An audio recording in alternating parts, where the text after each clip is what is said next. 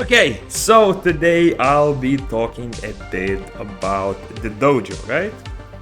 I have managed to beat all of the dojo levels from the basic training set that's available to us, right?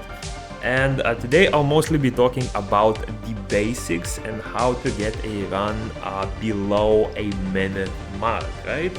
So this one, in this specific dungeon, there will be a lot of monsters spawning, and essentially you have to use a lot of area of effect abilities in order to beat them.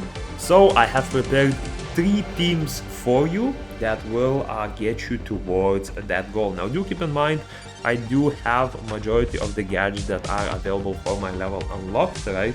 So I'll give you several examples with various different sets for you to experiment. For example, if you don't have a specific gadget here or there, I'll give you some alternative options to try out and see how they work, right?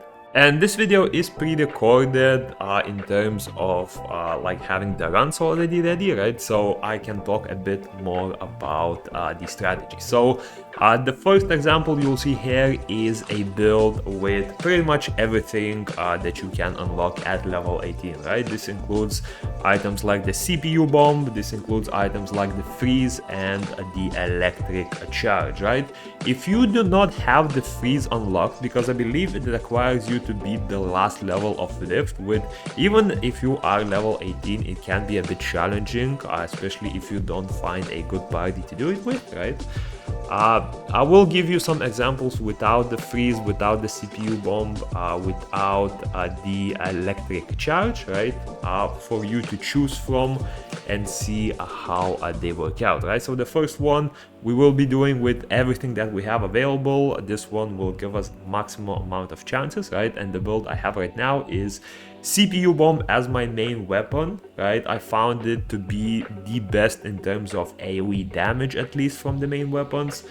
We have rockets for a little bit of AoE damage as well, definitely replaceable in this case. We have the vitamin, which will allow us, it's not as much for the healing as it is for the attack speed that you get, because you will be shooting a bit more of these CPU bombs for extra damage. The ice is there for, first of all, the damage, and second of all, to draw out all of the enemies towards you. And when it comes to gadgets, the only one that is quite literally needed in every single one of these will be this, right? The little explosions whenever you get a kill. Apart from this one, you are very flexible with the other gadgets. I usually use the vampire teeth for some healing. And I've tried unstable lightning. If you don't have unstable lightning, you can opt out for a little bit more healing, or something like smelly socks, for example, which will be doing a lot of AoE damage as well, right?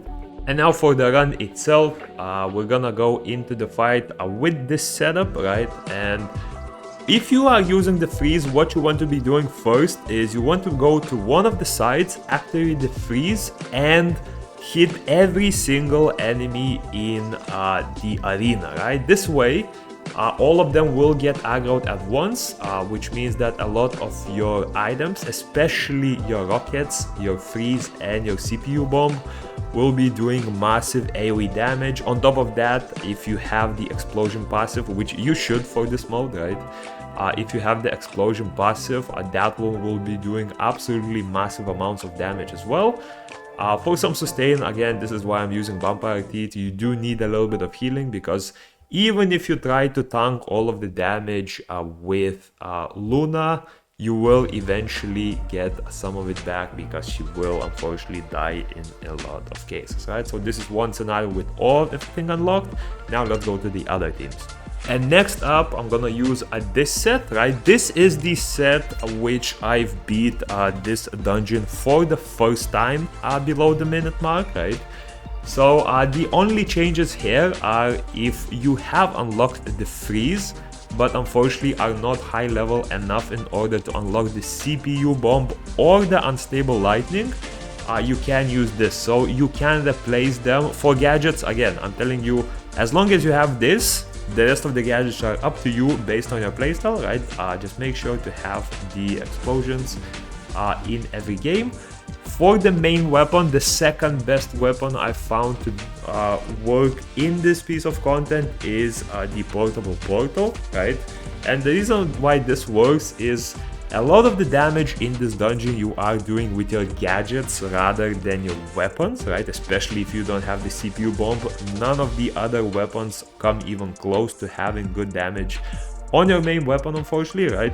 There is the club, right? But unfortunately that one is like very risky and you will be taking a lot of damage, so you can try to play around with it, but I've found that the portable portal simply is much better. And what portable portal does is it will charge your mana bar, or whatever you want to call it, action bar, right? And when it's full, it will activate the rightmost gadget. And it is very important that you have your freeze as the rightmost gadget, because this means that in the beginning of the game you will activate the freeze, and on top of that you will be activating your freeze 2 or 3 more times just by using the weapon. On top of that, you do want to have this, I believe it's called the pepper spray. Yeah, you want to have the pepper spray because it will allow you to slow down the enemies and do massive amounts of damage as well. And on top of that, I do recommend having vitamin shot because it will boost attack speed on your weapon. More attack speed on your weapon means you are able to charge your freeze higher, right? So let's try a run with the weapon and we'll see how it works. Okay, so we're starting to have the fight.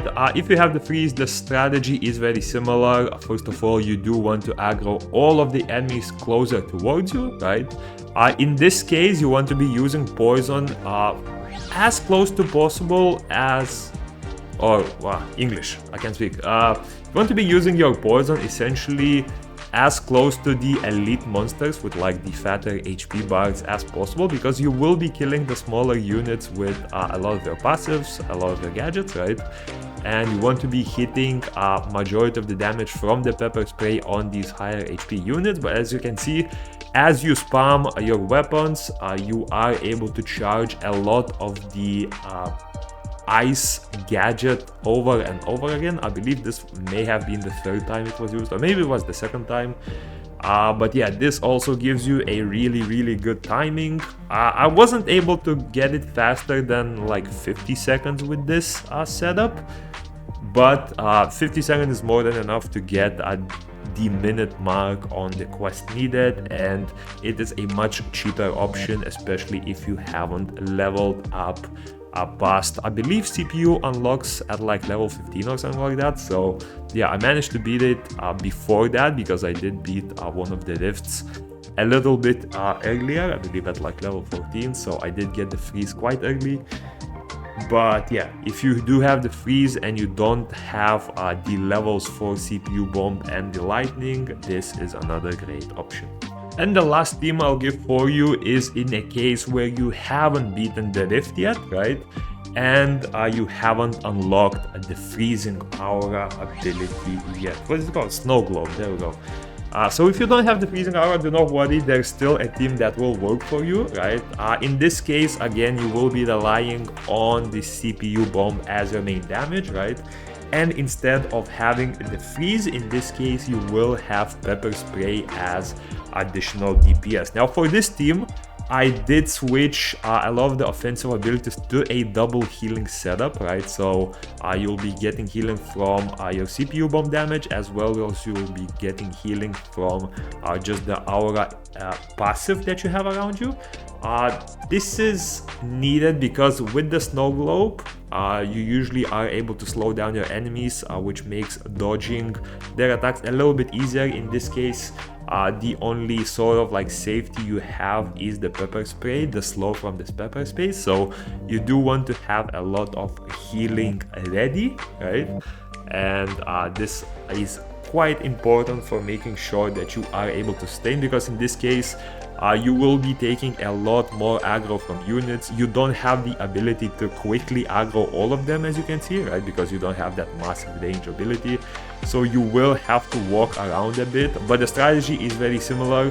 Again, you do want to aggro all of the units, because if you don't aggro all of the units, right, the sad thing is you'll simply won't have enough time to do all of the damage in the 1 minute mark. So what you do is you try to draw all of the aggro towards Luna, right? Whether she dies or not, that's up to her, right? But you want to try to draw a lot of the aggro towards her. This way she is able to tank a good chunk of the damage. She is super tanky in these modes, so it makes it a little bit easier. And yeah, 52 seconds, as you can see, definitely still bossable even if you don't have the snow globe gadget unlocked. And yeah, that's about it for this raid, right? If you found this video helpful, please make sure to leave a like, subscribe if you want to stay up to date with more moco content. I'm gonna be making a lot more guide videos. I'm gonna be making a lot more gameplay videos on rifts, dojos, versus all of this, right? I have some already in mind, testing various amazing weapons, various amazing combos, right? And yeah, that's about it. Peace.